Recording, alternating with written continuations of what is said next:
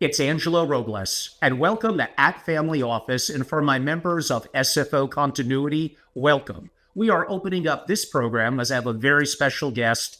It's rarer and rarer these days, but doing it live, and really excited to do that. And I've been looking forward to this. How about this? For near 20 years. Yes, you heard that right. So today, the hidden forces behind family office success, psychology, power dynamics, and purpose. Now, it's not just that subject that I've been looking forward to for 20 years. It really is the specialty of our guest, which I'm going to get to in a second. So I think it's important to ask the question, is your family office even solving the right problem?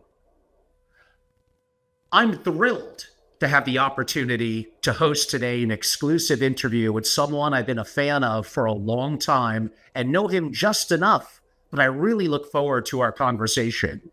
And that would be John Messervey. And he's one of America's leading private advisors to ultra-wealthy families. And together, we'll dive deeply into the psychology of families and their family offices, exploring the dynamics, pitfalls, and strategies that determine the ultimate success or failure. John, it's been too long. Welcome to the show, my friend. Thank you, Angelo. I really miss you. So this is a great opportunity for us to share some ideas. Well, the audience would like that they have two loud, opinionated people in the family office world on the same show. So I hope you all enjoy it. And I really mean this from the bottom of my heart. John, by the way, doubles my experience. I'm about 20 years in the community. There are very few people that I truly have respect for their intellectual capacity in the family office world, their ability to speak the truth, and their ability to just be damn good and to execute. John is special. It's taken years to have him on the show, but finally we make it happen, John. So again, a second welcome. Well, thank you being too kind, but we'll let's let it roll. Here we go. Let's go. I think the first question was effectively in my subtitle.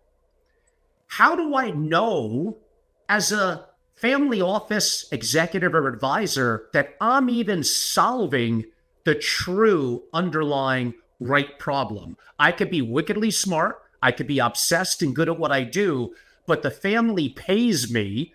And if I'm not really solving the right problem, are they really ever going to be happy with me? How do I uncover that? Well, lots to say on that. First, problem definition is half the battle. And if everyone's in alignment about what the definition of the problem is, that helps. Second, if you're a non-family member running the family office, you're tiptoeing carefully around these issues. Sometimes you can get brought in and end up knowing too much of the family drama, or at least more than they want you to know. We could cover that later, more on that later. Third, when I deal with families, there's usually a presenting problem. I start my consultations with an hour where we just talk about what's going on. I listen about 80% of the time, 90% of the time, and I just try to get a feel for what they think the issues are. Now, the presenting problem is often not the real issue. So we end up walking through a stage where we get down to peeling the onion. And that's how we find out really within the family, where's the tension points? Families get stuck, I get them unstuck. That's my job. Where do you think are among the most, or what are some of the questions you ask to get them to open up to help uncover what really the truly big 1, 2, and 3 items are for them? Well, I look long-term meaning 2, 3, 5 years out. On the immediate side, I look 6 to 18 months out. What I really want them to do is to capture what they're afraid of. My brother might not talk to me anymore. Well, he's not talking to you now. So we haven't really lost anything. Give him a call. Or you might have what their successful outcomes are. I ask that question every call, every first call. If we're successful working together, what will it look like in 6 months? What will it look like in a year and a half? And that's a good push point. The other is what have they tried before? Because this is really about a change process. It's getting the car out of the ditch, getting it up on the highway, and moving in a direction that everybody's comfortable with. We'll worry about the speed and exactly the destination as we go along, but let's just get out of the ditch. And Buffett has a saying, I believe, or at least it's credited to him because it sounds good, that he believes an investment committee that is an odd number and it's less than 3. So when you're dealing in family governance with the quote unquote decision maker, I'm assuming that's optimal for me and for you. But in reality, it often gets more complicated than that. If you're looking to solve the right problem, who are you solving the right problem for? And how do you know who you must serve?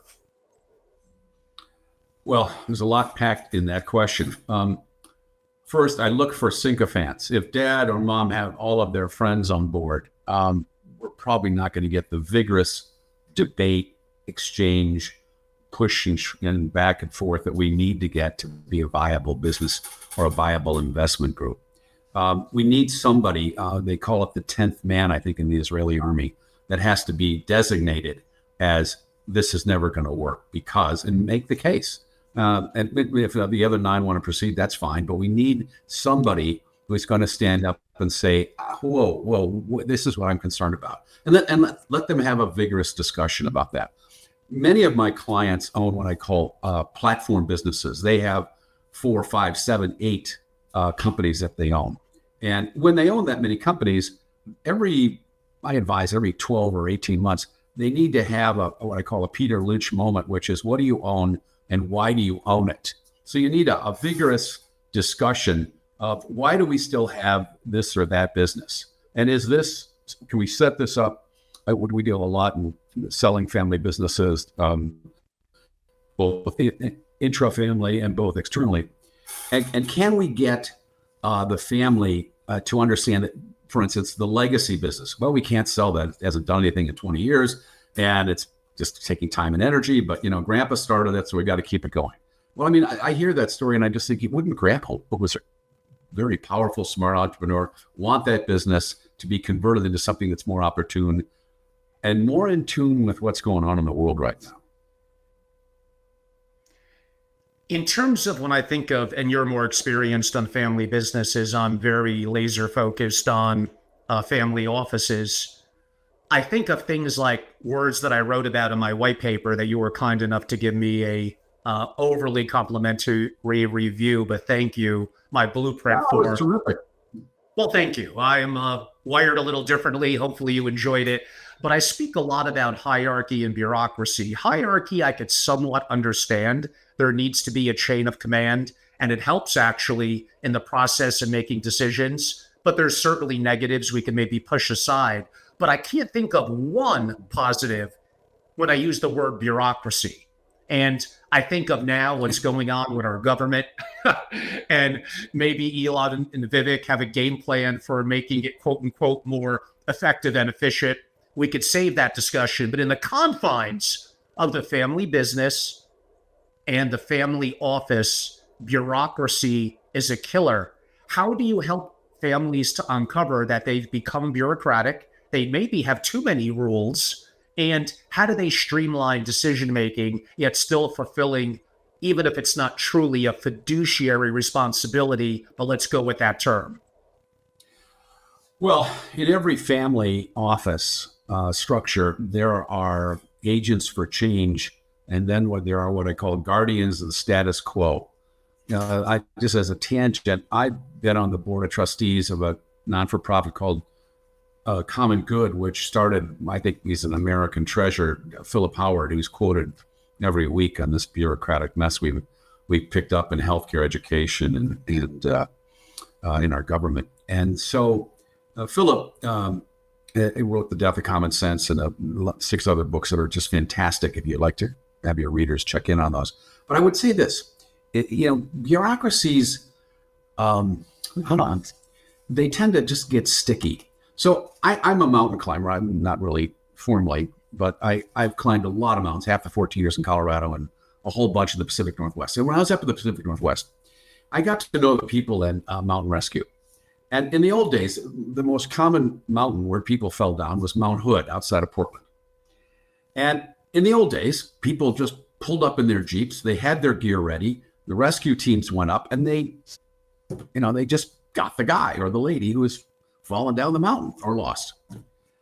Now they have a 280-page guideline, a book. They have a command center. They have to set that up. They have to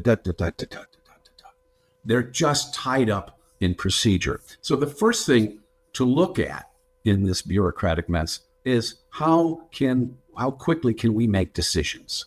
How fast can we act? So I see opportunities every day for investing. I'm like, given my clients, people call me often with the next best thing.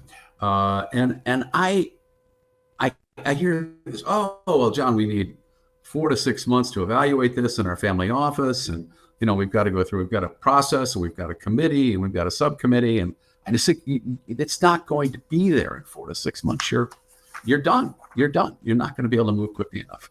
And that was what made the businesses great in the first place, was speed to market, speed of decisions. Entrepreneurs that could say, I hear it in my gut. That's what we ought to be doing. John, I'm playing devil's advocate here because I have extreme hatred of bureaucracy. And I'm a huge advocate when I'm asked about what's the most common traits that I see in my research of, let's go with the word billionaires. It usually is, honestly, their IQ's higher. They're very smart. They are very decisive. And I would even argue a little bit, I'd be a little fearful. They are risk takers. Now, we don't really hear about the ones that fail. Yeah, we hear about those that are successful. Therefore, my devil's advocate, and I'm not really a fan of this, but I want to challenge you. So let's go back to what you said about an investment opportunity. Could I make the argument, Sean, we're very wealthy as a family, whatever, let's name $1 billion. It's an easy number. Yeah. We want to stay that way. Are we going to miss out on certain opportunities? Yes.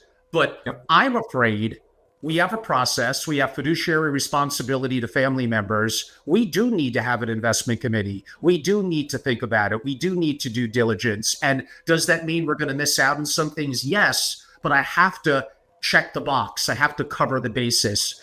That sounds good on the surface. Where is that wrong, and why does it lead to families not lasting generation after generation after generation? Well, I don't disagree with anything you said. I think there's a line that you have to somehow get to that line, maybe the efficient curve. But the family that can take that entrepreneurial and continue that entrepreneurial spirit is terrific. By the way, sometimes there's an old saying, sometimes the best deal is the one you never do. We've heard that. And sometimes it just doesn't, as Tom Peters used to say 1,000 years ago, you've got to stick to your knitting. Okay. We got to go in areas we know what to do. But my clients and entrepreneurs, the billionaires that you just mentioned, they're what I call the alpha wolves of capitalism. They've got this figured out. They know how to drive these businesses. Now, there's segments that they are not clear on, but they get it. Now, why do they fail? Well, if I had to look at the family side, and this is more on the behavioral side, I was thinking about this and preparing for today because you gave me such a great outline ahead of time. The number one issue that blows up a family office is a lack of trust. And it's not just a trust of each other's motives, but it's a trust that you've got competence and continuity there. I think the other piece is that if you don't have transparency, you're not getting anywhere. You've got to be open to people.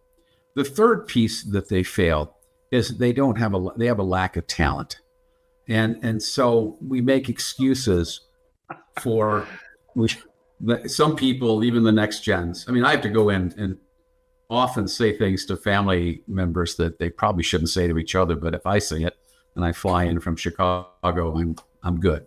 But I can say things that they shouldn't say to each other, including, maybe Bill can't hit the pitching. Maybe Sally's not ready for this position, even though the parents want it so bad.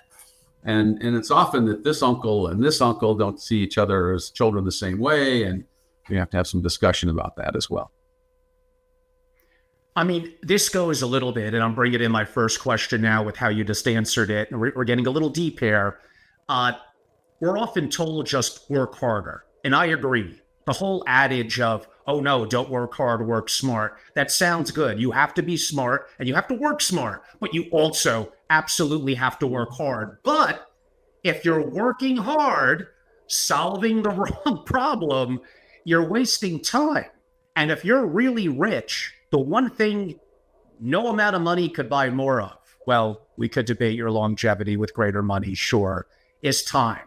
Therefore, this goes back to bureaucracy, wasting time. How do I identify the right problem to work harder on? How would you work with the generations in the family to help effectively solve the age-old problem that I just brought up?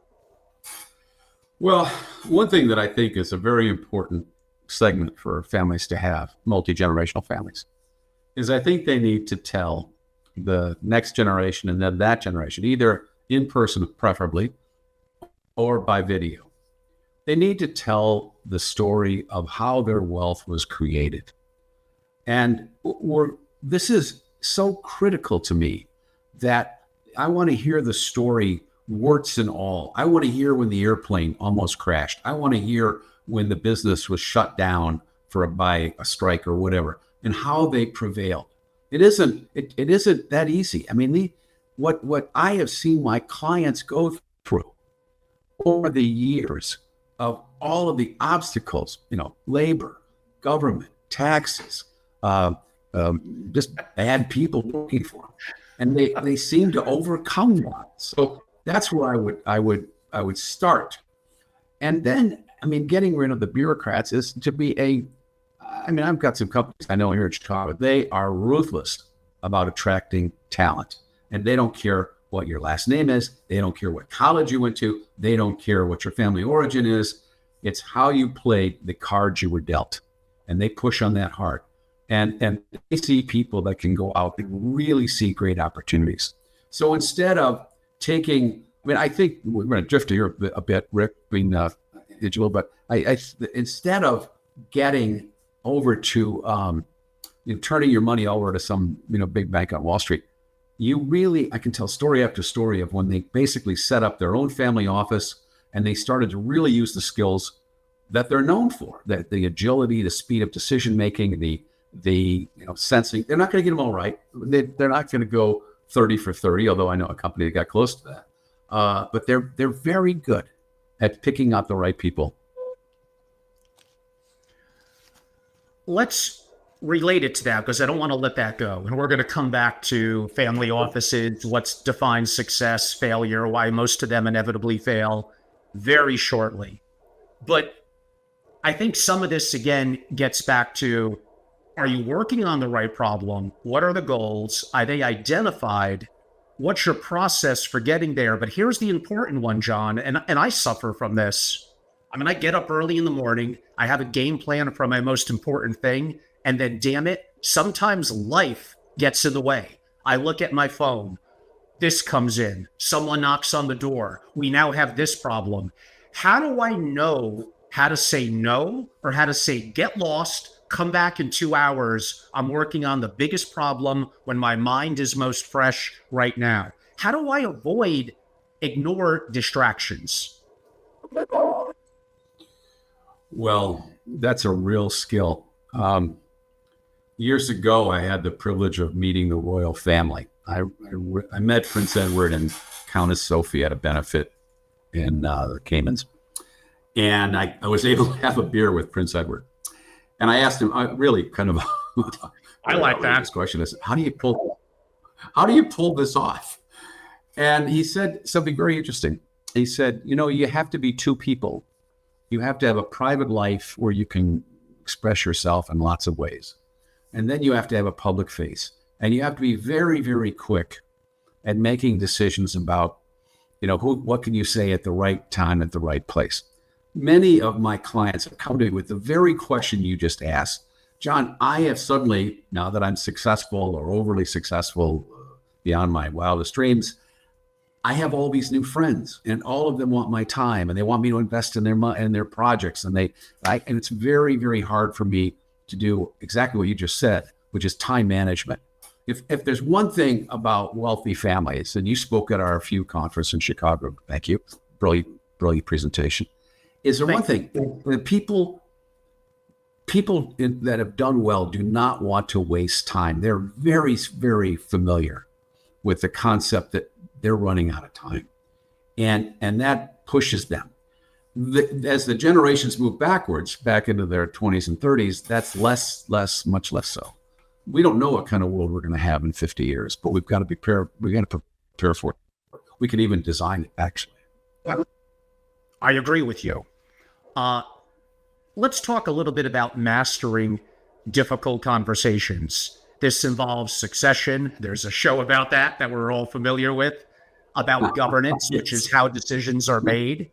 And yeah, I mean, we could bore the audience to talk about mission statement, about vision statements, about all of that, constitutions. And by the way, I love them all. They're all important. We make them more complicated than they need to be. But I've been yelled at by the industry, for lack of a better word, for saying governance is incredibly important. But I think culture before governance, and too much governance controlling, which becomes bureaucratic, slows down the process and makes the younger generation more fragile. It doesn't make them anti-fragile. So people that make their money from creating document after document after document, it's good for them. Is it really that good for the family? And why is that? Boy, I'm throwing it at you. And how does that relate to having these conversations to know what is enough governance and what is too much? Well, first, I absolutely agree with you that culture beats governance at every time. And I'm the guy that comes in, and I know my clients know skillfully how to make money. But let me just say something, and now that you've given me this wonderful soapbox to get this off my chest, I'm saddened by some of the work that's being done in the field of family business and family office, quoting statistics that are ridiculous. Who cares? Building models of 2 pillars or 4 pillars or 3 circles. My clients have never looked at that. Using big words or trying to find syndromes or finding problems. And then my biggest challenge is these consultants that come in with a checklist or they have a prepackaged program. My view is every single one of my clients is an N of 1. There's no other family like that. There's no other business like that. There's no other path to wealth like that. And you have to get in there with them and be relatable in the moment. You cannot just say, here's my checklist of 10 things. Here's my bill. See ya. I mean, that is not consulting work. And I'm shocked when I still see people doing that. Now, having said that, I feel better now. Having said that, I think that with communication, once again, lots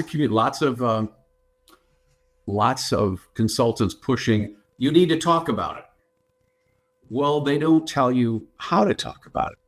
So here are some things among many that I share with my clients. I think that communication has a context and a content. And what most people blow is the context. They blow how they say it and where they say it and when they say it and their body language and the rolling of the eyes, etc. So I like to see people say in a more positive way, I suggest, I'd like to propose, I'd like us to consider using I statements rather than you should. You know, when you hear a you should, don't should on yourself, but when you should, that's a problem. I mean, that backs your backbone up. I also think that this easy phrase, there's 2 parts to this, but this easy phrase to a brother or a sister or a husband or wife, whatever, when you said that, I felt this. Or when you did that, I felt that. So people, you can't defend that feeling. I mean, you can't say you're wrong to feel that way. You're not. That's what I own. I own that. So I'm working with lots of families right now on the next generation where they really having trouble struggling with their words, because coming back to your long intro, thank you, mom and dad have solved all of their children's problems. So when I look at the next generation, I think what I want them to work, I have a three-part on this. I want them to work efficiently. I want them to add value. And they look at me and add value. Yeah, add value. And thirdly, I want them to solve problems. You're going to have to solve problems? Yes, you do. That's why you get paid. And so, some of them in large families, they've never flown a commercial airplane. They get on social media, which is, oh my goodness. They get on social media and get bottle service for $1,500 in some place in New York City. And the workers in the plant in Peoria are not very happy to watch that on social media. That you've got to be very, very clear about getting the next generation off of social media, because they're all looking and they all exaggerate. The other piece is on this part is mom and dad's attorneys and accountants and everything. They can't fill out a tax return. They don't have to review an apartment lease. So they end up in their 20s basically losing their identity. The essential question that I want the next generation, in alignment with where their family is who am I? Identity creation and formation. That they feel that there's in a family X amount of togetherness and Y amount of separateness.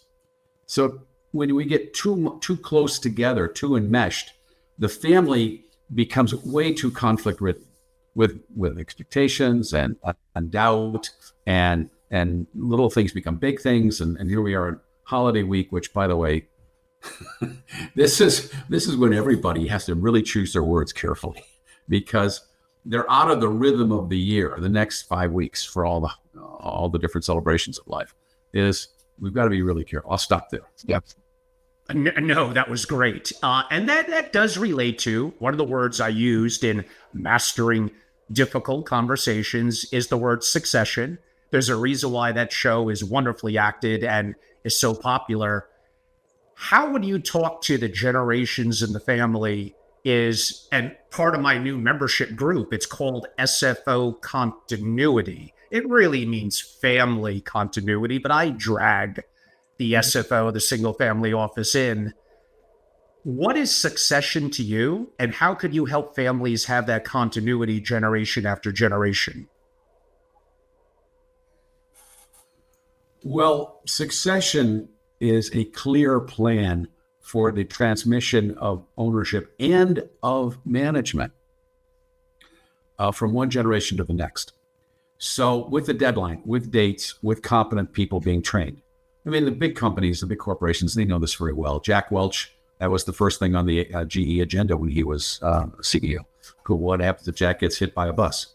So there's that.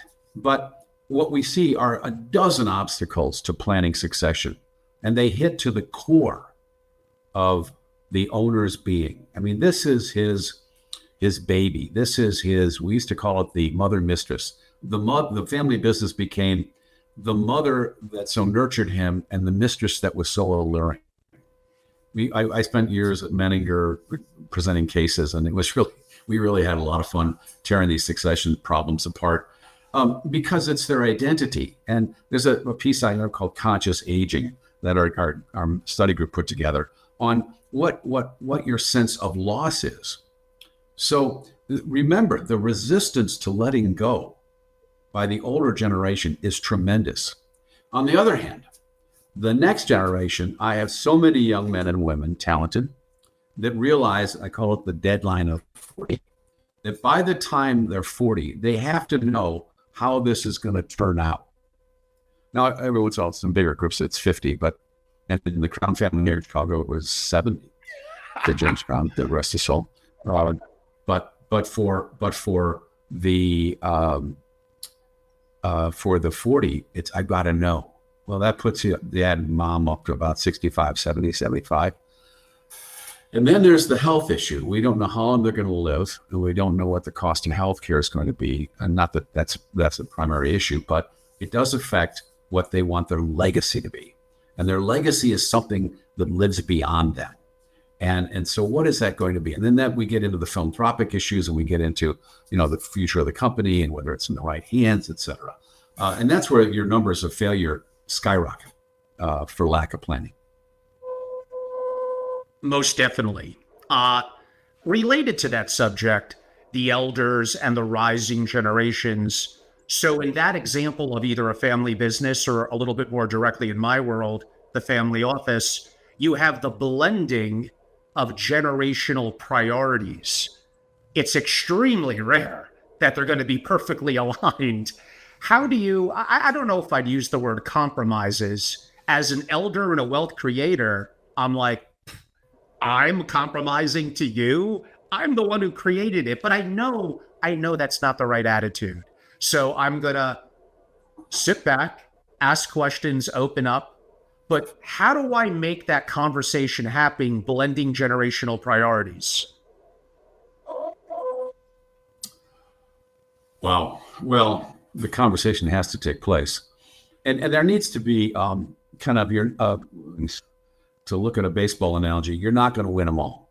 You're not going to win every argument. It's more about how you make your case than your case. I know that sounds odd, but if you go in there like a bull in a china shop in the next generation, you're going to create all kinds of mayhem. And that is not the way to get it done. Raising your arms and shouting louder is not a way to get it done. I think office. And by the way, the family office today is really just the family's concept of wealth. Wealth is a state of mind. And it's a lot of things in a new wrapper. But it is clearly a movement that's welcome. Because in my opinion, if certain large financial institutions had been doing their job and charging properly, many family offices wouldn't exist. If they really were that good, family offices there'll be fewer of them, but they're not. So when we get to this idea of presenting the case, all of us on the family side have a different view of risk.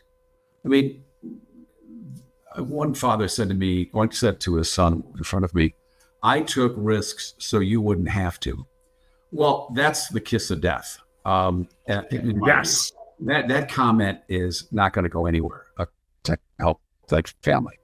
And getting, and to be honest, mostly men, getting fathers to kind of let go of their ego, let go of their bluster and their self-image of being this kind of hairy-chested family office leader, and just calm down and say, okay, take a long view of this. I have clients that have what I call the Chinese 5-year plan. I'm going to retire in 5 years. And the next year, same thing. I'm going to retire in 5 years. And then the next year, I'm going to, they just gets renewed every year. And the son is just sitting there with his ball and glove waiting to get in the game, and he can't get in the game. And it's terrifying. I mean, I had one, I tell a lot of stories with my clients. I had one client where the son, he would go to every board meeting with his very powerful entrepreneurial billionaire father, and he was not allowed to say a word. Just listen, son. Well, I mean, it was horrifying. He's 50 years old and he hasn't done anything. There's a lot I could say about the specifics of these cases, but we'll leave it for that. Well, you give me an idea, John. So actually that concept, look, whatever, I'm the wealth creator. I'm on companies, I'm on boards, I'm making decisions. I want to teach my son or daughter a little bit of how I work, how I think, how I process information, and a little bit of how the world works and how certain, although I knocked it a little bit earlier, structures and governance and decision-making. I think it's a good idea to bring children. Now, part of it depends on the age, what kind of business, the others involved. There are moving parts. I want them to know my failures. I want them to know I'm wrong sometimes. And going to board meetings, to committee meetings, and let's go with the word being an observer, is that such a bad thing? But maybe by age 50, they probably should have been a little more active before then. But the mindset of involving them is correct.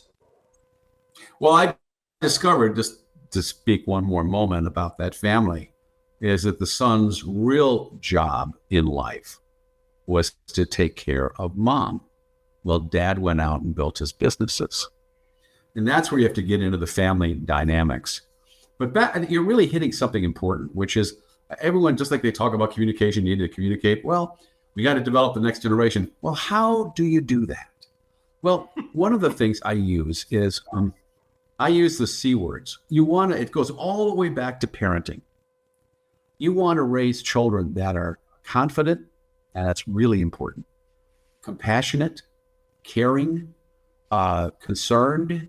They're curious, and also to understand that not everybody is supposed to work in a family business. Matter of fact, to be honest, there's often times I've said to people, I know this was a nice, easy trip. I know you slid right in there. I often ask the question, who asked who into the family business or the family office? And they just look at each other and shrug. Oh, it just happened by osmosis.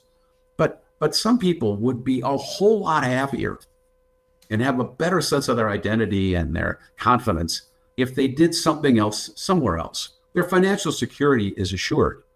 It's more about what do you want to be you? What do you want to be? Be you.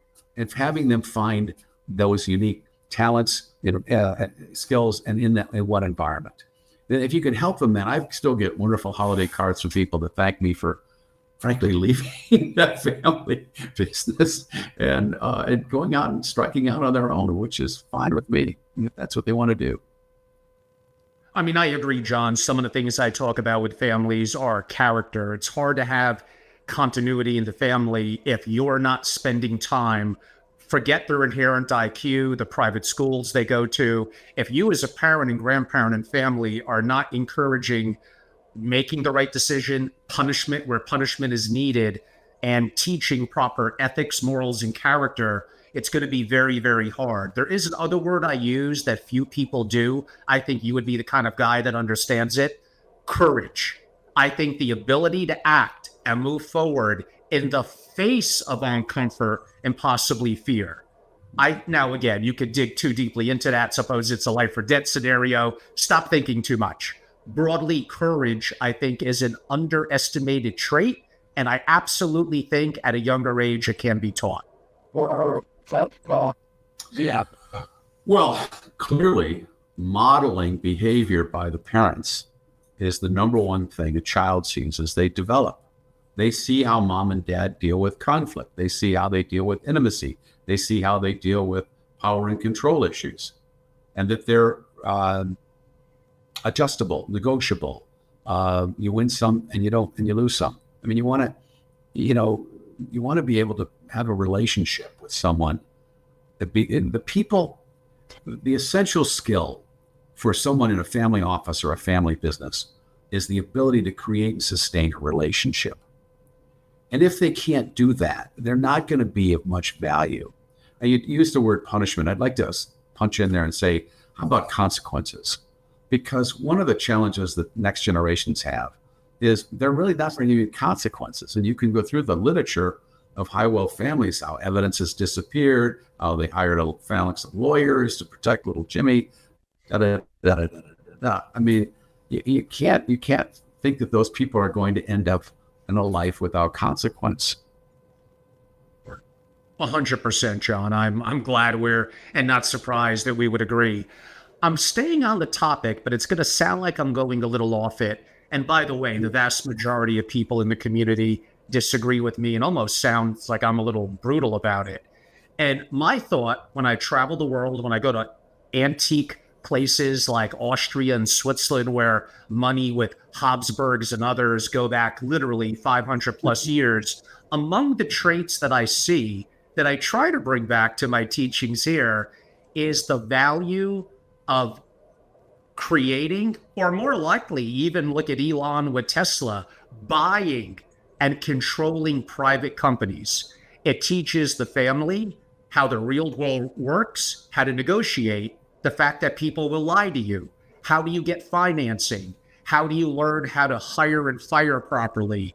It really throws you into the real world. If I'm Buffy and I got $1 billion of family wealth and it's at 3 private banks and I'm detached from it and they're doing their thing and I'm getting my 7 or 8% a year. I don't care. I guarantee you, it may take 3 or 4 generations. I guarantee you're going to say basically goodbye to what makes the family an entrepreneur, what gives them their oomph, and even the money. And I know it's more work. I know it's easier to be passive, to be passive, to be passive. I think you have to own and control private companies. And that is one of the ways you teach the rising generation. It's interesting. There's something really simple about this. It's a great question. If you want your child to be happy, and I have so many clients, I just want my son or daughter to be happy. All I say is find something that they are enthusiastic about. And then they'll find the next thing and the next thing. But don't assign them a task. This is like Tommy Boy, the movie that so many of my clients. Of course. I mean, don't stick them with Tommy Boy. By the way, using humor, in some of our consults is essential. It's kind of like a garden hose that blows off all the mud and crud of life. But I think that for the family that looks at the next generation's abilities, they have to get outside perspectives on that. There's some famous stories about, father putting on the owner's cap and saying, son, I got to fire you. And then on the other hand, so he goes, your father, I'm really sorry you lost your job. I mean, that's kind of a classic family business story, but it happens. And we have, one of the things we do is we help families have rules for entry and exit to the family office or the family business or whatever, so that it's very clear, and every one of these is organic and unique to the family. Some are 1 page, some are 18 pages of what families need to do, because you can get terminated from your family business. As sad as that may be, sometimes it's necessary. By the way, you cannot have any allowance for grievous misbehavior. I mean, getting yourself involved in addictive behaviors, that needs to be solved. You cannot put an addict into your company, and when their lips are moving, that's when they're lying. And you cannot expect, if you're the next generation, you do not get a pass on this stuff. And especially so everyone's watching you. They're watching you every day. If you roll in your new BMW, A series, at 10 o'clock in the morning and leave at 4 or 1 to play golf with some buddies, I wouldn't tolerate that behavior. I mean, that's just not going to help anybody. And that does relate to my next series of questions. And by the way, audience, because we're doing, which is rarer for me these days, for non-members at least, a live, feel free to interact and ask questions via the DM and chat features. But related to that, let's talk a little bit. And I did a podcast with Richard Volkovitz last month on this, and that related to toxic loyalty. Now, you could take that several different ways. I may take it, being a single family office guy, as I'm the wealth creator, I got a company, I'm now bringing someone who was a CFO or someone of a C-level executive into my family office, and they're yes to me. They're my same age bracket, kind of the same training. It's very comfortable, but that doesn't mean it's optimal, that it's the right choice. It's great to be loyal to someone who's been loyal to you. Maybe it's because they had a limited opportunity. They're really not that good. You just wanted someone to kiss your butt. Or maybe they're pretty good, or maybe they're great. I don't know. But do you think there is a problem with toxic loyalty in family businesses, and for me, in family offices? Well, let's separate the two words. Loyalty is a very important aspect of life, being loyal to friends and family. Toxic gets all kinds of things stirred up in my head, but most of the time I see CEOs or family business owners, family office leaders who get old and tired. And so they don't want to have conflict. They pick what I like to use the word sycophants. So dad or mom will pick their lawyer, their banker, their accountant to be on their board. which is a joke because it's not a board at all. There's never a vote. There's never, writing minutes of meetings we never had. So, I mean, that's an exaggeration to make a point. But the idea is that you have these vibrant discussions around the real issue, not about personality, but around, can this dog hunt? Is this business going to take off? Here's the data points. And you've got to really do your homework and dig deep and in your area of specialty. You're not an expert in everything. And by the way, too many CEOs think just because I made a lot of money in bakery, I'm really an expert in excavating. You're not. Okay. So, but you do know people that are, and you can hire them and you can pay them well as well. Yes, John, it broke up there for a second, but I think we're pretty good. Good. Related to what you said prior when we were talking about the blended generational priorities in the family, we do have to bring up in family business or family office nepotism. How do you guard against that? But how do you see a value in the bloodline where I like the word obsessed. They're obsessed about the business. They know about it. So I don't think it's necessarily family members working in the business or the family office a bad thing, but when does it become a show of nepotism and brings down the morale of others? Well, first, not every parent wants their child to go into the business. It's funny, the number of times I've asked a family business founder, whether he wanted his children to go in. Oh, no, this is way too difficult. This is a terrible business. By the way, if you hear that during your entire childhood, you're pretty inclined not to join. But let's say you are. The advantage that certain families have that is rarely spoken of is that they've heard about the business over the dining room table for years. Mm-hmm. And it has provided the family security and sustenance. So there is a tendency to want to go into that business because we know it. It's so familiar. I don't know anything about selling motorcycles, so I'm going to go into what Dad's doing. And in that case, what do we do to prepare that person to be there? Now, when you talk about nepotism, I'm familiar with a wonderful company in Long Island that is now in their 8th generation. And I did a lot of work with this family over 7 years to make sure the right person was the leader of the 8th generation. And he's terrific. And everybody in the family was very clear among the other candidates that he was the one. And other people were involved and they found their own niche in life, and in the company. But that's a sifting process that doesn't happen in 6 months. It's getting them ready to lead and then making sure that those people in the company, remember I said that the employees they have a clock in their head of what's Mr. James going to do. They think about that all the time. And they also are watching young Jimmy saying, is he competent? Is he the one that's going to carry the torch? And if he is, I'm banking my mortgage, my car payment, my visa, my kids' college education dreams on little Jimmy. I don't know. See, that's a segue, a subplot to all of the succession and toxic loyalty piece that we're talking about.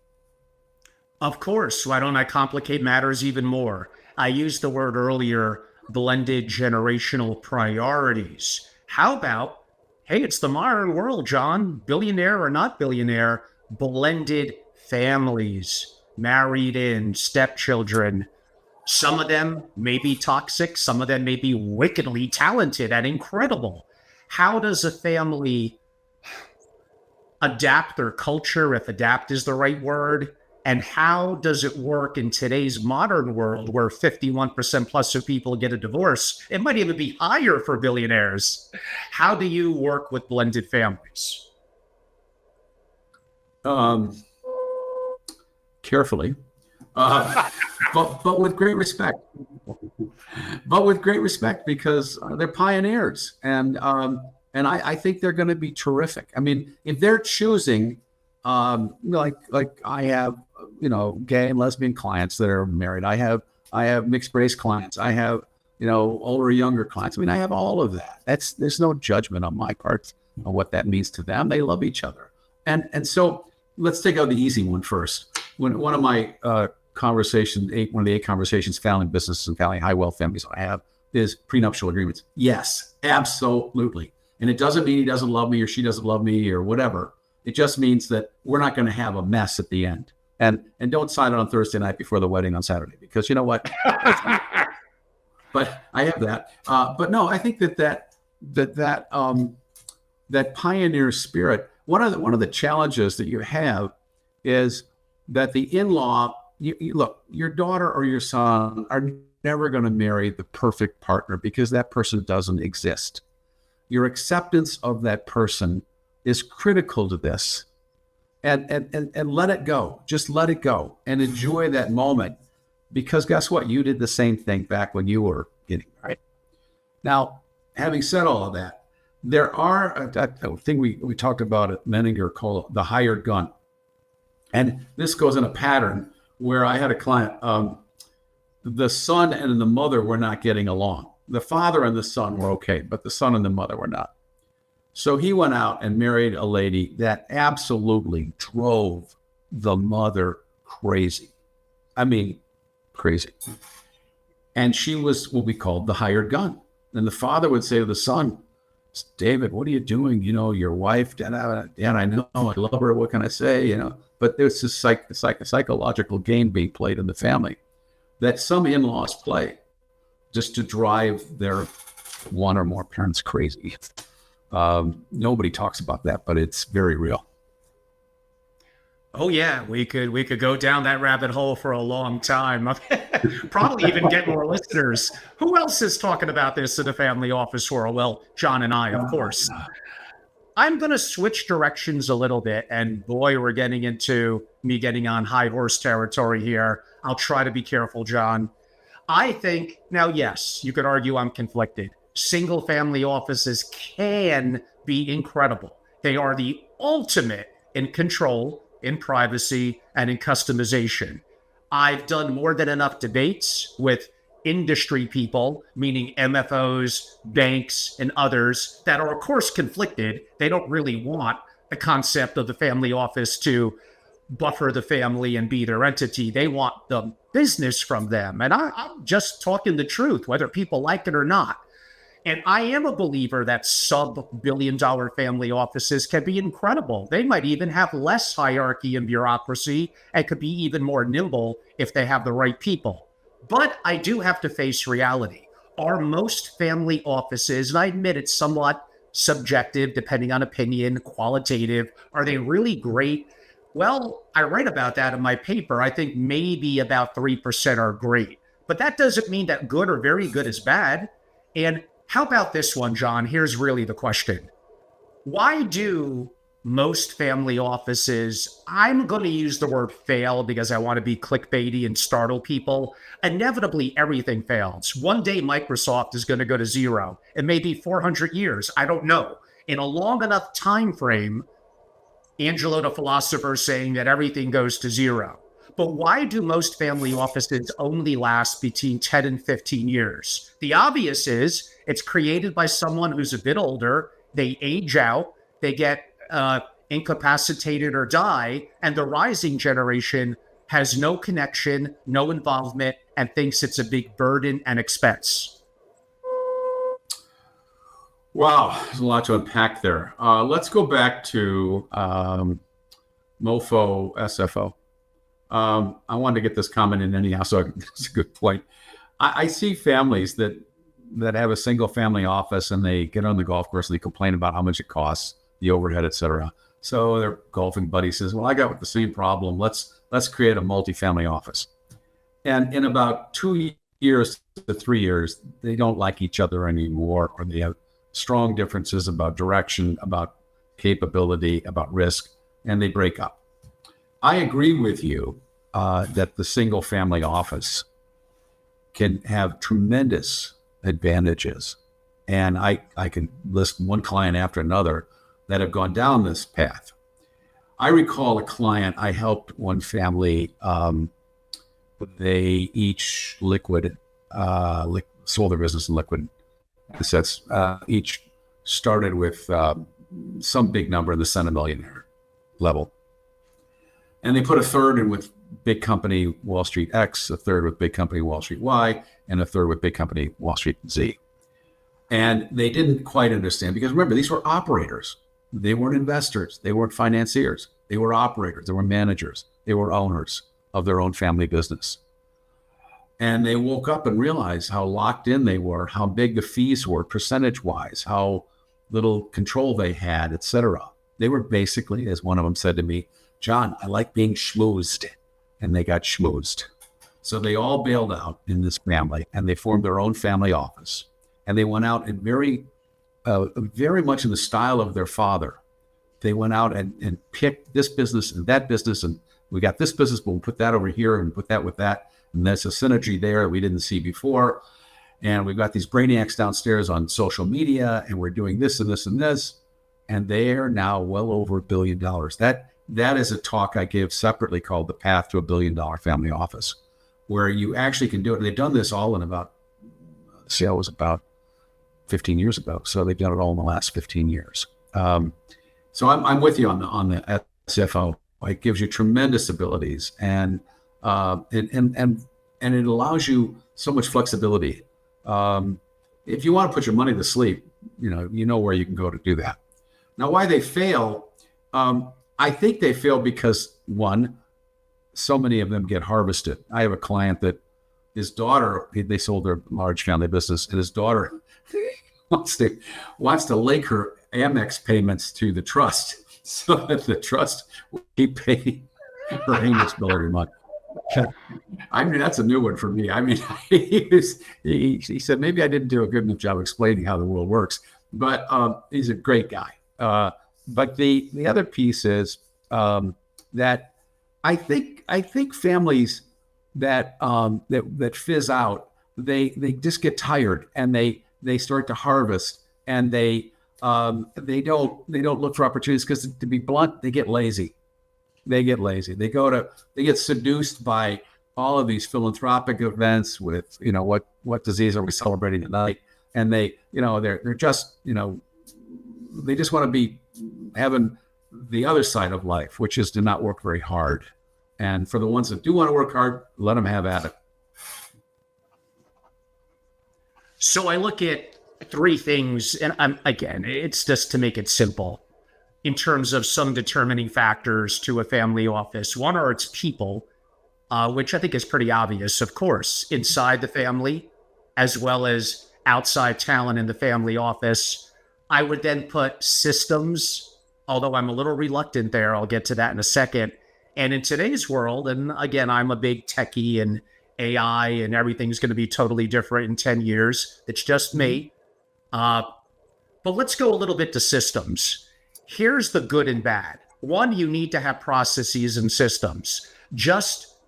I don't know, we wing it is unacceptable. But there is a converse to this. And this relates a little bit to overdoing governance that I spoke about earlier. Oh, we made a mistake on this. Let's map out what went wrong, create a system where it never happens again. Okay, that may not be a bad idea. 10 years go by, there's now 100 different systems from different circumstances and different people that were in the family office. And now you have wicked bureaucracy. You have system after system after system that there is no way that single family office is going to be good.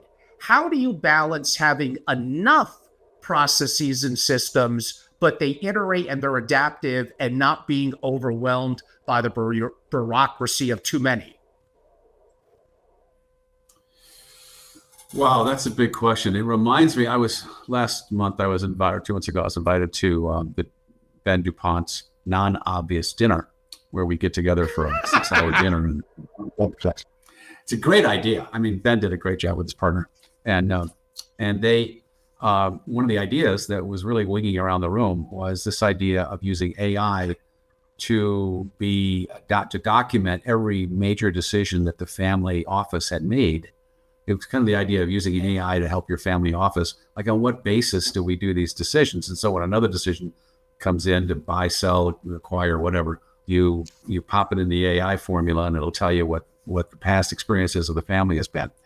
I don't know. That idea was a little loose to me. It wasn't fully fleshed out, but it was a great dinner and a great group of people. But leaving that aside, I think one thing we haven't talked about, Angela, is I think the idea that you've got to get out and be present with people. One of the best pieces of advice my first family business client said to me, wonderful guy, went to China in 1982. He said, John, if you want an interesting life, just say yes. You'll have time to say no later. But if you start saying no early in your life, you're going to miss a lot of opportunities. So I said yes to a lot of things. I still do. I'm a little more careful about my no's. But my advice to young people today is get out and get involved and go to the non-obvious dinners and get involved in YPO and get involved in groups that are Vistage or whatever. Just get around other people and let them, these forum groups, etc., let them challenge your ideas. It's the company that fails that becomes too insular. They become too much in the silo. They don't see the world as they see it as they want it to be rather than what's going on right now. I mean, I'm very concerned right now for a lot of reasons. All over the world, we have red lights blinking. We have to be careful. Pardon me. Of course. So staying a little bit on that theme in terms of that I brought up, I have some family offices that will tell me, listen, we're admittingly a little bit in a silo because we're a single family office. Of course, we belong to a group. We do this, we do that, and we benchmark against our peers. On the surface, that doesn't sound so bad, but with me being me, let's dig a little deeper. I'm like, okay, are you benchmarking to the same people now, 5-10 years in? 2, how do you know who you're benchmarking to if they're already good? And what are the goals that you have versus the goals they have? And how could you cross-correlate that what you're learning is really going to be that valuable? When I watch basketball, the statistics tell me who's good. Whatever, LeBron James, at least 3 years ago, gets 30 points a game, gets 7 rebounds, gets 7 assists, makes the playoffs. I could quantify, damn, he's really, really good. In your backyard, I'd be remiss. Michael Jordan, championships. It's very easy to quantify. In the world of the family office, well, that becomes, there's no trading cards for family offices. Therefore, is benchmarking overrated? Who am I comparing myself to? And that now becomes difficult to correlate benchmarking into so-called best practices. Well, I don't know a lot about benchmarking, so I'm just going to put it out there. I will say this. The benchmarking that should take place is given the risk tolerance and the expectation of the family. That's the first benchmark, is how are we doing? It's a little bit like Ed Koch used to say, as Mirror Me, how we be. We're old enough to know that. Yeah, I know. Well, I've spent a lot of time in New York City. And one thing about New York City, among so many other areas, is that every block is different.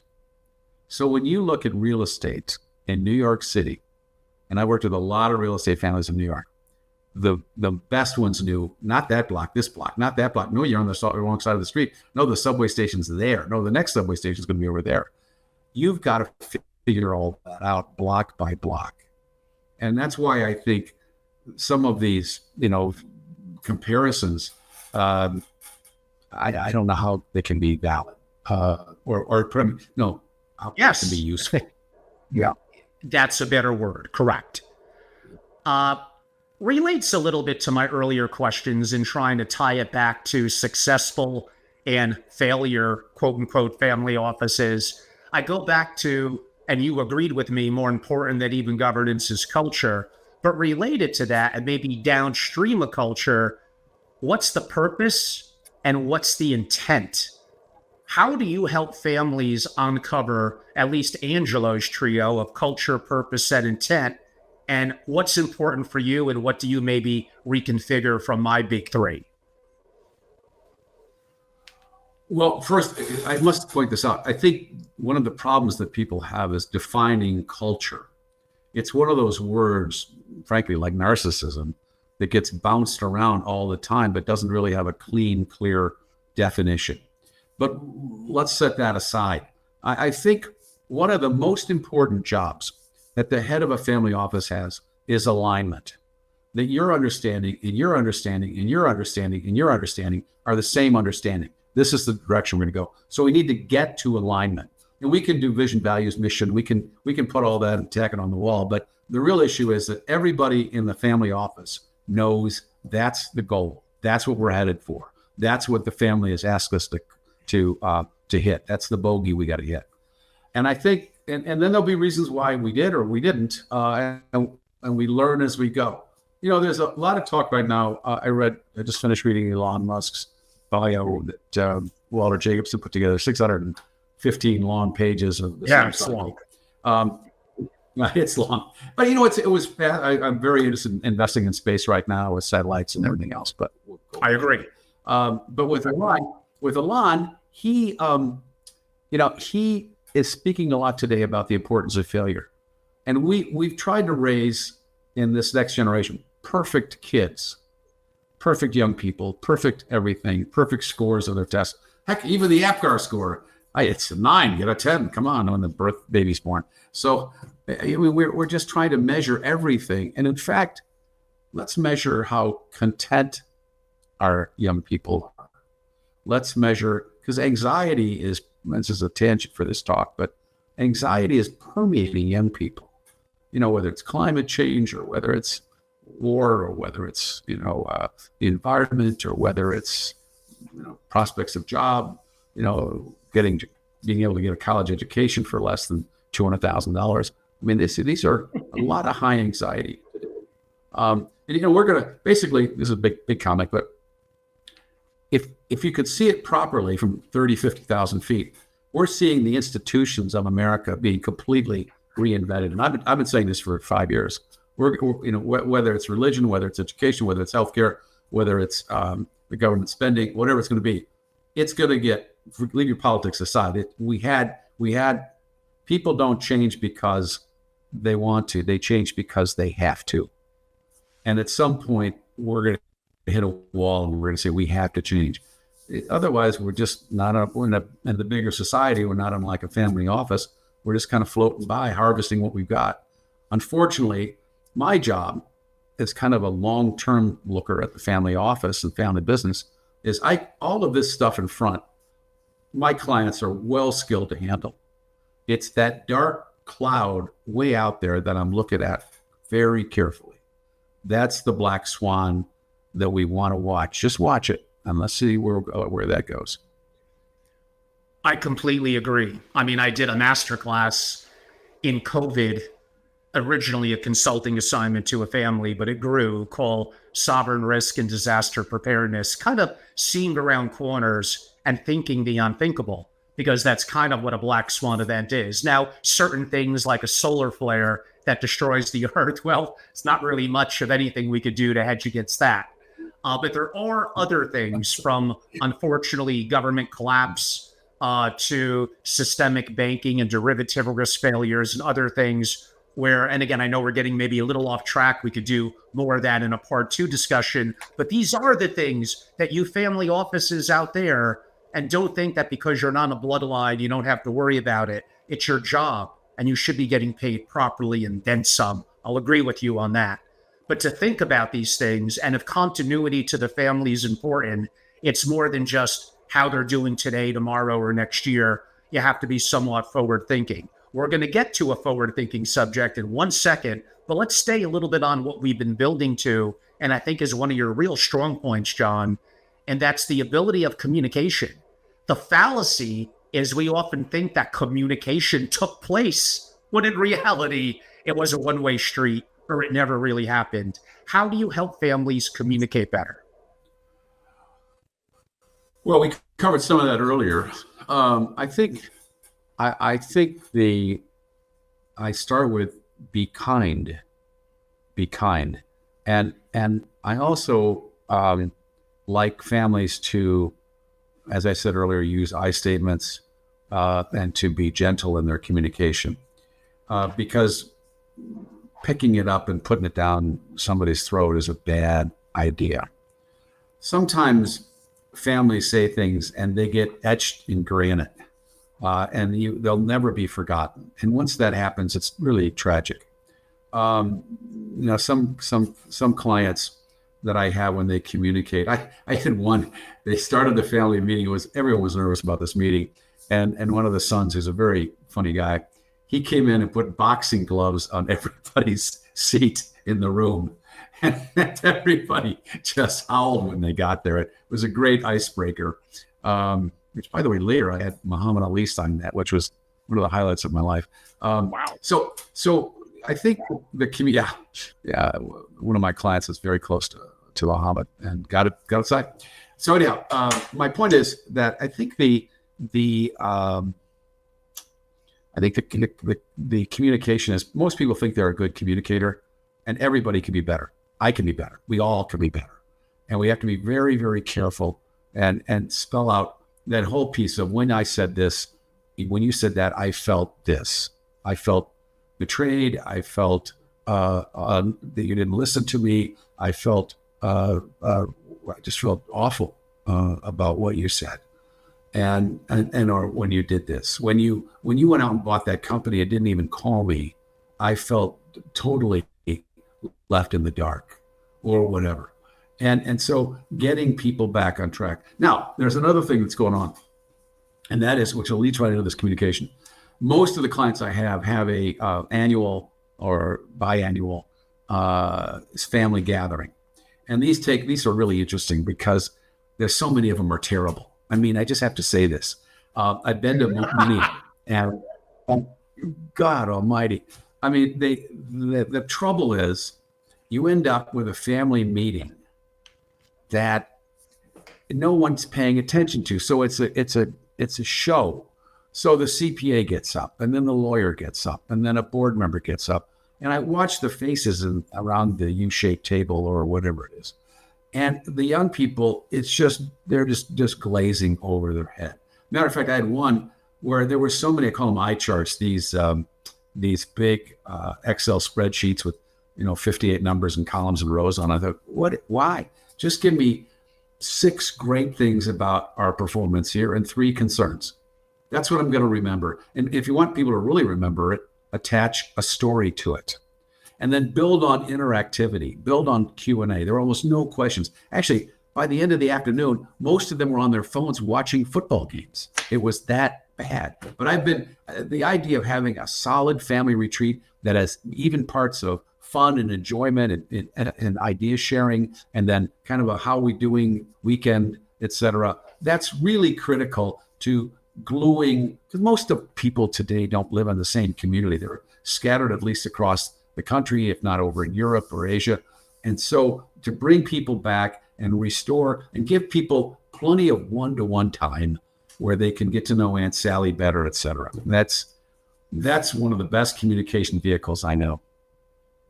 That's excellent advice. And here in America, we're Thanksgiving week. You hinted at it earlier with a little bit of a chuckle that this is an interesting time, more so because of the political decisiveness we've had in this country, the election this month, and maybe like none ever before. Now we're heading into Thanksgiving, the holiday season. What advice would you have? We want to be neutral, John. Both you and I are kind of leaning in the same direction from that perspective. We're a little old-fashioned, a little grouchy around the edges, but I think we have a good heart. How do we realize, in my family and any family, it's probably about 50-50 in terms of how it breaks down. I'm actually going to be a host, so I have even more of a responsibility to foster good conversation, not conflict. Great. Absolutely. As a host, you have a big responsibility then make this go right, which means you can set some rules. Like in our family, we do have different opinions. We are having a gathering, and we have agreed that it's a politics-free Thanksgiving. I mean, to be honest, one party won, one party lost. The party that won hasn't done anything yet, so there's not a lot left to talk about. And anything else is. I mean, yes, I agree with you. No gloating. So if you really want to have, you don't want to have hard feelings. You don't. Let's just see how this plays out. By the way, the only thing you got as an American is one vote, right? That's it. You have the opportunity to serve in the armed forces, and you have the opportunity to be on jury duty. Every 4 years, you get to vote. You voted, okay? That's it. Most all of this is out of your hands for the next 4 years. It is. And the 2028 elections are going to start January 22nd. I mean, if you want to make your life miserable, as someone said recently, politics is a dirty business. Yes, it is. And you know what? Don't let it take your family. Why lose your family over something da-da-da-da-da? I mean, people have gotten so, for lack of a better psychological term, wigged out over what could be. We had a wonderful speaker at our last VIEW conference talk about conflict entrepreneurs. And this is to the point of communication. What's really going on in America right now is we are building a communications pattern of eyeballs on the screen. And so to make this interesting, we've got to scare the heck out of you. Even the weather forecasts now have this edge to it that, oh my goodness, all hell's going to break loose. I've been living in Chicago for a long time.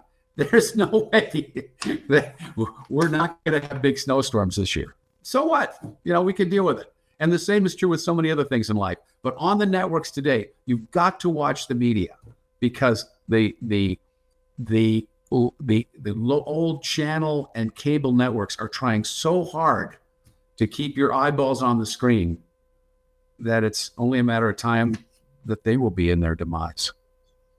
Well, I mean, by you.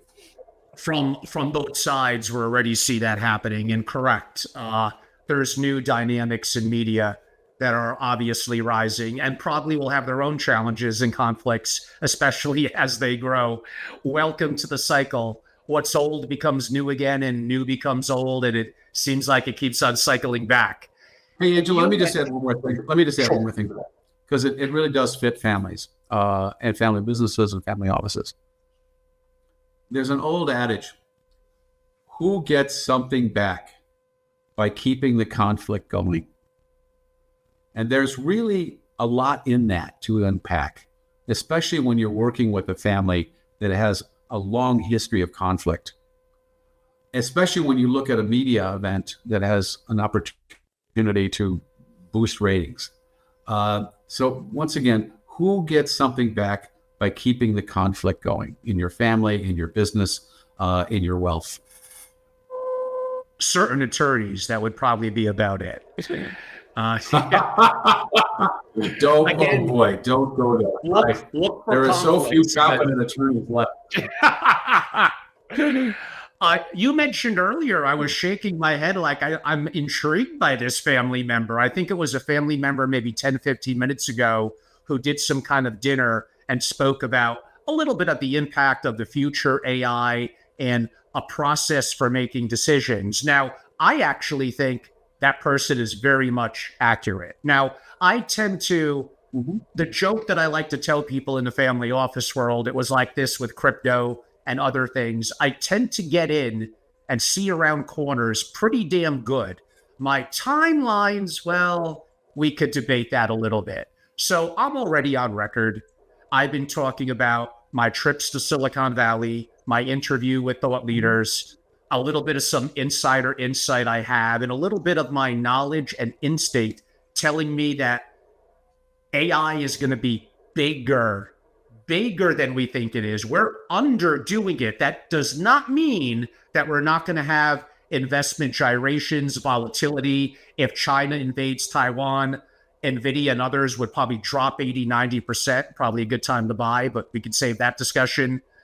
There is no doubt in my mind that we're going to go to advanced AGI to superintelligence. This is going to happen in 5 or 10 years. It's going to flip everything. And already what that person at the dinner said is kind of accurate. If I'm a CEO and I make decisions based on past information, then I'm probably never going to beat a machine. And what happens when the machine could be more forward thinking?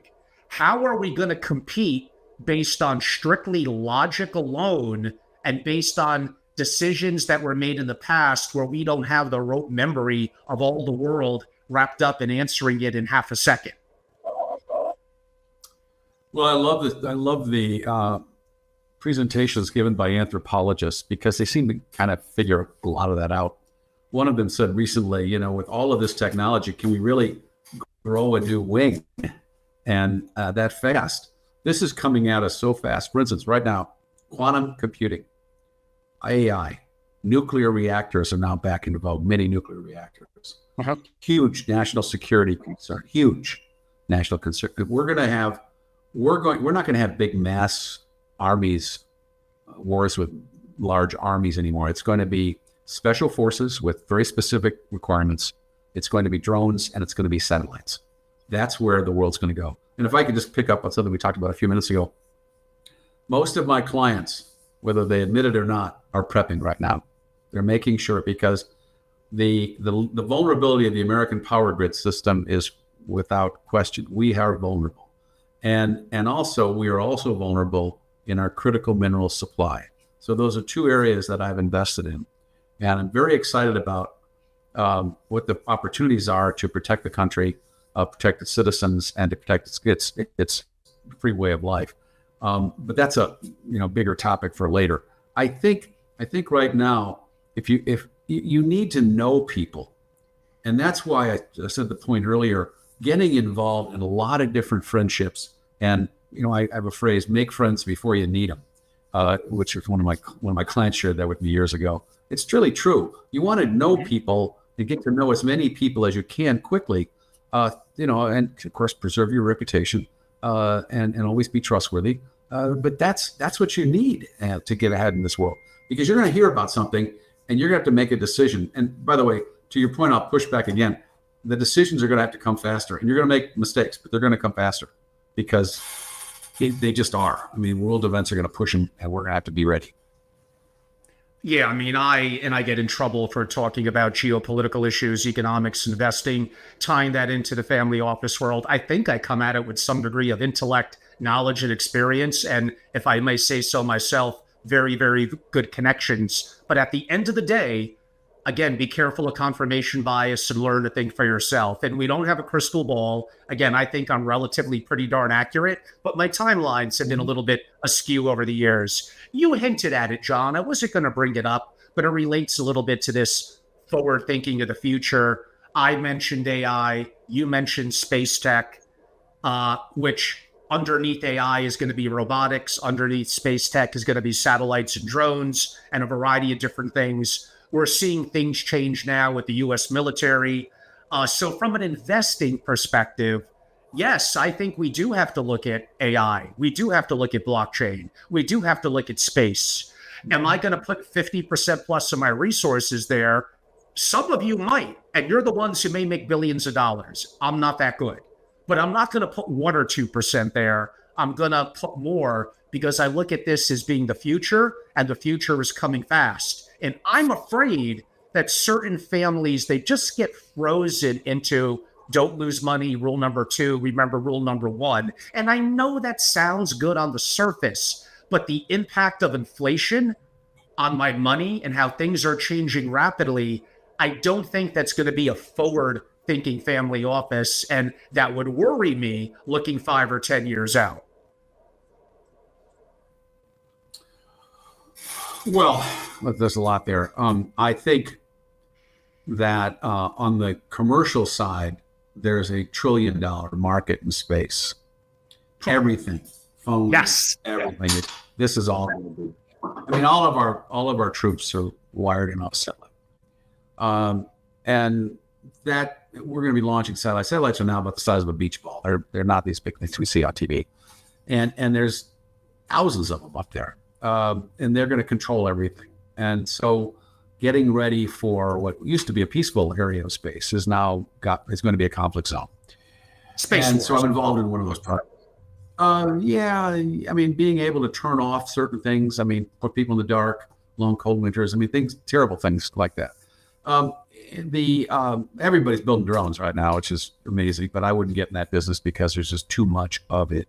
And also it's big prime on defense. And the piece that really captures me is strategic metals. Not just there's strategic metals and strategic minerals. And boy, very quietly, China has cleaned our clock in that realm. So we're fighting back. Completely. Really smart people out there: cobalt, copper, nickel, lithium, selenium. And a lot of this is relationships that China's getting in the continent of Africa well ahead of us. They're whipping our ass. Oh, they've been in there 20, 30 years. We don't have a presence, much of a presence in Africa, despite people telling me we do. I don't see it.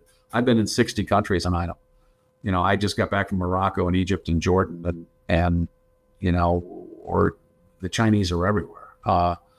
And they're all over South America too. So we could go into another discussion of this some other time, but we're at about 90 minutes now, and we need a good close to let everybody be optimistic about the American potential. And when Americans roll up their sleeves, when they roll up their sleeves and they see danger and they see what needs to get done, they get it done. They get it done because they love their family, they love their business, they love their communities, and they respond. And I'm not worried a bit about that. They will respond. And as the wingnuts, as one of my friends call them on either side of the political spectrum, okay, fine, deal with it. But right now, the core of America is going to be facing some very big challenges in the next 4 or 5 years. And we're going to have to pull together and unify. That's my message. I completely agree. And we didn't have time to get into the deficit and challenges, upcoming administration, the impact of family offices, how they can make an impact. We'll save that for part 2. But I am going to tie in a subject as we wrap up that relates to what you just said. I believe we're both interested parties in the American West, the Rocky Mountains, the great state of Wyoming, and other incredible states. I remind people when it comes to assessing risk, do you know that at one time, for a brief window, I believe it was 1883, that Laramie, Wyoming was effectively the wealthiest area in America. And they had one really bad winter, and the cattle basically, quote unquote, died, for lack of a better word, and other businesses, and it disappeared. Now, is that a correlation to today? No, but it does remind people that things could change. And in today's world, they could change rapidly. So in concluding, I completely agree. Americans have a unique spirit, as I'm well-traveled, not quite as much as John. And other people, by the way, around the world could be amazing, great food, get great architecture. I love it. But nothing beats the spirit of entrepreneurship and resiliency that makes America, America. And it's awesome to be here and hopefully to drive positive change moving forward. But John, I can't let you go without the most important question. You can give it a 30-second answer. How was Yellowstone, the TV show? You saw the first episode. I really respect the West. You set it up. My wife and I lived in Vail, Colorado for 10 years because I just so loved it. We love to go to Utah. We love to go up into, we like to glamp. So we go glamping in these wonderful places they have now. And, there's something very, very special about the story of America's movements across the country. I mean, when you think about even Silicon Valley, when you think about the Hollywood entertainment business, when you think about Henry Ford paying people $5 a day and the great southern migration of blacks off the farms where the cotton fields were flooded up to the north, up through to Dayton, Toledo, Flint, Detroit, to build cars for $5 a day, which is double the wage that everyone else was paying on the auto line. So, we adapt. Sometimes we don't adapt as quickly as we should. We're going to have to get better at that. Our government is just mired in bureaucracy. It's sad as it can be. I don't care if they take a blowtorch to some of these departments because here's a story. I was out in Grovant River Ranch in Jackson, Wyoming, and they were introducing the wolf. And they had the lady come in with her Mountie hat on. She's with the Forest Service, and she's talking about how good it is that we have wolves to insert them into the ecosystem of the Yellowstone Valley. Now, a lot of people who are ranchers are not excited about this deal because they tend to eat the cows. And I'm not going whether the wolves ought to be. I'm not going where they ought to be involved or not. But we're having some wine and cheese at this one beautiful ranch, and she's up there explaining this with her PowerPoint. And I, at the end of it, I said, okay, you're going to have little postcards with every wolf sighting. You're going to have ranchers reports. You're going to have people running around looking for wolves. And I said, how much is the budget for this? And this is a long time ago. This is back in the 1990s. They said, oh, it's $30 million. I said, $30 million, really? And how many wolves are we talking about? Well, about 6 or 8 packs of wolves. I'll be in a pack. We're talking about 80 wolves. Okay. I've never seen a government program that didn't last at least 10 years. I mean, you've got to have all these people back in Washington that are going to count these postcard sightings, and you got to hire all of them and put them in a building, and they've got to have pensions, and they've got to have all this other stuff. So now we've got $300 million over 10 years at least for 80 wolves. And she just looked at me like I never did the math. And you're right, they never do the math. And the problem with government, to your point earlier, Angelo, about bureaucracy, is they never admit bureaucrats never admit that the program doesn't work. What they want to say is, we just didn't get enough money. So no, spending more money and the wrong good money after bad is a bad idea. So we talk about stopping bureaucracy. My bottom line is just turn off the faucet and try to get more creative. And we're going to do that. We are, as a country, going to do that. I think so, John. I guess that's a good way to wrap it up. I for sure not going to let 20 years go by again, maybe 6 months, but that's it. So middle of 2025, you're going to be getting my knock on the door. John, for those families and how could they not be totally enamored with your experiences and your knowledge and your capability, how could they learn more about you and reach out? Well, I have a website, privatefamilyadvisor.com, advisors, SOR. Just John at privatefamilyadvisor.com is my email. I'm at this stage of my life where I love just hearing the calls, and, if I can help people, I will. I'm not doing super dramatic things right now. I'm kind of staying down the middle of the road, helping in succession, conflict resolution, helping people deal with philanthropy issues or dealing with, conflicts. We do family retreats. We have our FEW conference, which you spoke at once a year in Chicago for a day. Incredible array of speakers we've had now, 155. It's like a TED Talk for wealthy families. All of those things I love to do, and I'm going to keep doing them. Awesome. Everyone, you could probably hear some of the excitement in my voice and my respect that I have for John. I know I'm a little bit grouchy around the edges, not everyone's cup of tea. There's not many people that I really have the reverence or respect for that I have for John, and that I constantly, whenever I read his content or speak to him, I'm always learning. John's last name, I am going to spell John, Messervey. I highly recommend you. I don't know if you're on LinkedIn, John. Follow John, follow this man, go to the website, reach out if you're qualified and have interest. And I will note, for those of you that may not have got the email, or John's a little bit more private and discreet than I am, my members could always reach out to me, and I'm happy to make a warm and a personal intro. And that really, I hope, my connecting the dots and knowing a lot of incredible people in family business and family office is one of the most valuable tools that I could bring, not just helping to choose who could be the right party and knowing who that party is, but making a favorable introduction and opportunity for a connection that is probably honestly better than just a cold outreach. So I'm happy to be of value there. We do have some new people that are on today. I greatly appreciate you. And John is awesome. So he's definitely the star. And I was excited to ask him questions and learn.